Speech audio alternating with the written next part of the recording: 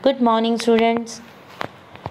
Welcome to social science class, and today we are going to discuss the natural satellite of our earth, that is moon. We have discussed that the heavenly body that revolve around their respective planets are called satellite. वो heavenly bodies जो planets के आसपास revolve करती हैं उन्हें हम satellite call करते हैं. Okay? And our earth has one natural satellite, that is moon. अर्थ का अपना एक सैटेलाइट है जिसे हम मून कॉल करते हैं.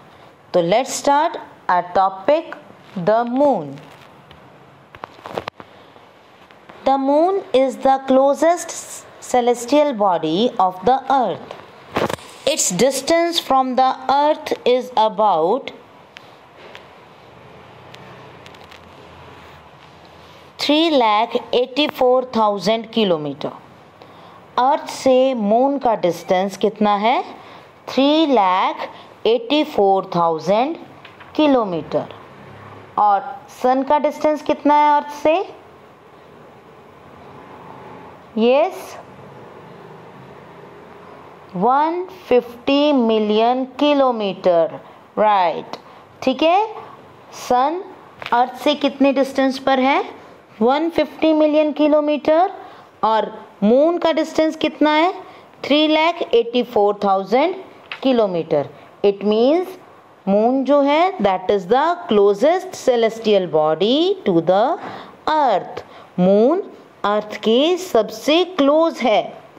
Okay, and as we have discussed that all the satellites reflects the light of the सन.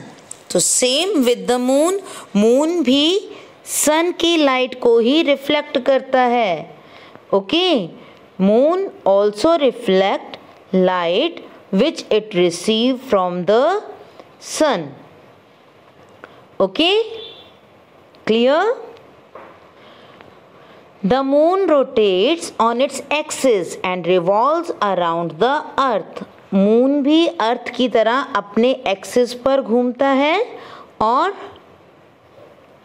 अर्थ के आसपास भी रिवॉल्व करता है.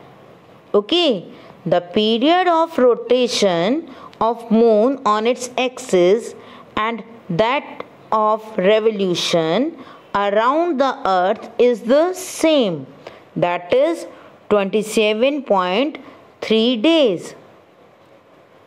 हमने अर्थ का रेवोल्यूशन टाइम और रोटेशन टाइम डिस्कस किया था.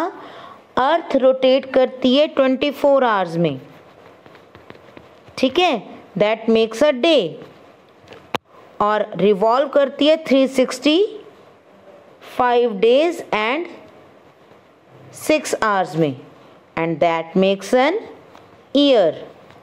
Okay, but जो मून है उसका रेवोल्यूशन और रोटेशन दोनों सेम है, that is 27.3 days.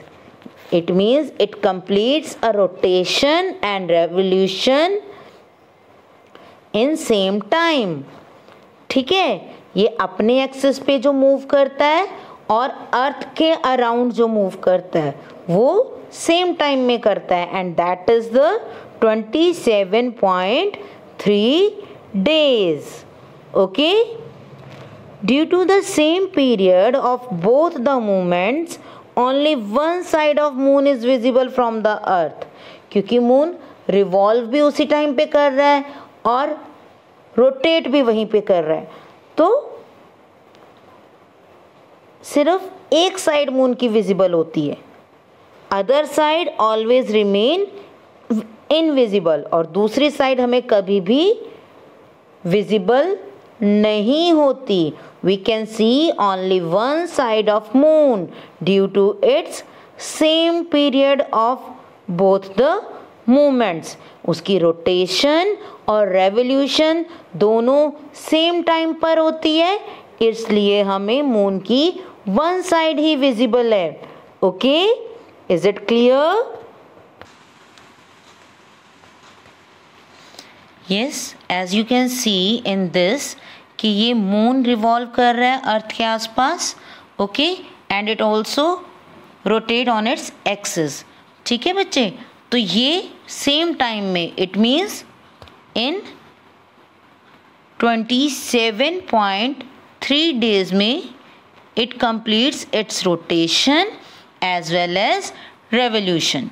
ओके, ये अर्थ के अराउंड रिवॉल्व करता है और अपनी रोटेशन भी 27.3 डेज में कंप्लीट करता है। Okay, and you can C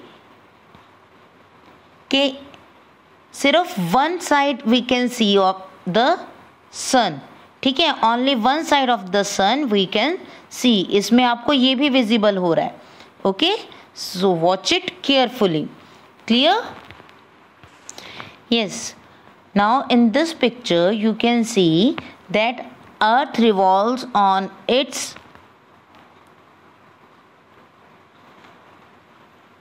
orbit around the sun. अर्थ अपने ऑर्बिट पर रिवॉल्व करती है एंड मून अपने ऑर्बिट पे अर्थ के आसपास रिवॉल्व करता है। ओके, तो both orbits are the different. Moon earth को रिवॉल्व करता है, अर्थ के अराउंड रिवॉल्व करता है, and the earth revolves around the sun. These are two different movements. Okay, clear?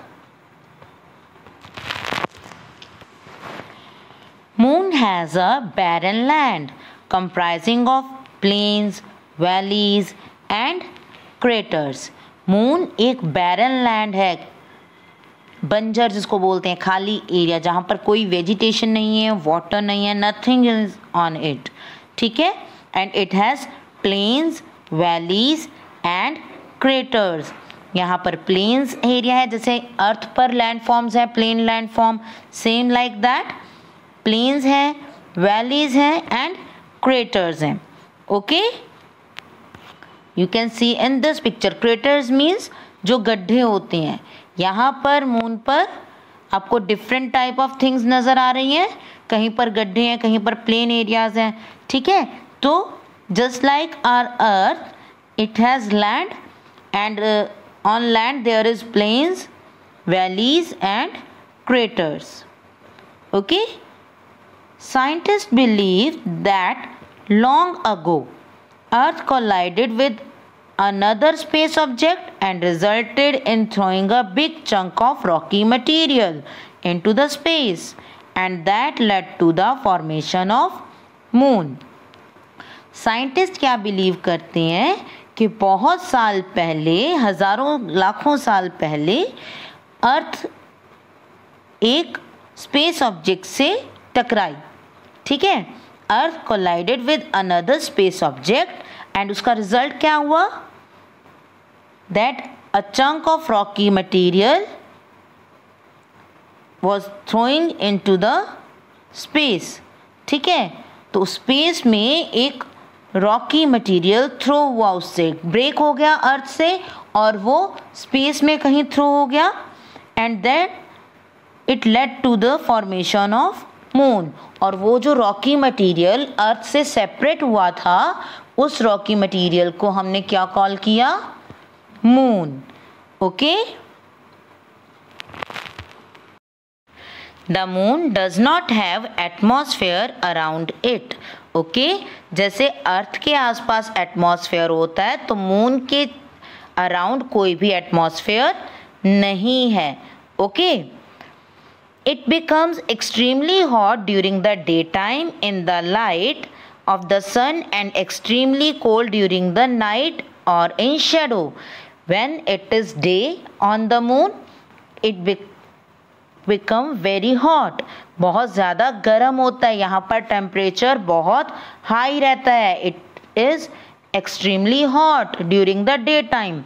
Okay, and it is extremely cold during the night. जब रात हो जाती है तो बहुत ज़्यादा कोल्ड हो जाता है वहाँ पर atmosphere.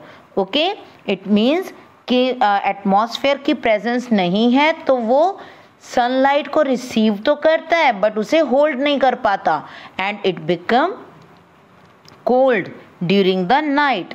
Okay, the temperature may increase to the more than 214 degree Celsius.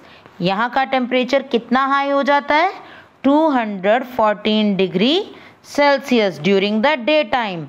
Okay, and falls down to -184 degree Celsius during the night. Night में ये 184 डिग्री हो जाता है, -184 degree. Okay, so life is not possible on the moon. ठीक है, due to these climatic condition, जो ये यहाँ पर टेम्परेचर बहुत डाउन और बहुत हाई हो रहा है, इसलिए मून पर कोई भी क्लाइमेट नहीं है. और टेम्परेचर हाई और लो होने के कारण और एटमॉस्फेयर की ना होने के कारण मून पर लाइफ पॉसिबल नहीं है. ओके, एटमॉस्फेयर की प्रेजेंस नहीं है, तो एटमॉस्फेयर की प्रेजेंस नहीं है इसलिए क्लाइमेट भी नहीं है. टेम्परेचर बहुत हाई है ड्यूरिंग द डे टाइम और नाइट में टेम्परेचर बहुत लो हो जाता है. So these are the main reason that life is not possible on the moon. Okay, so this is about moon.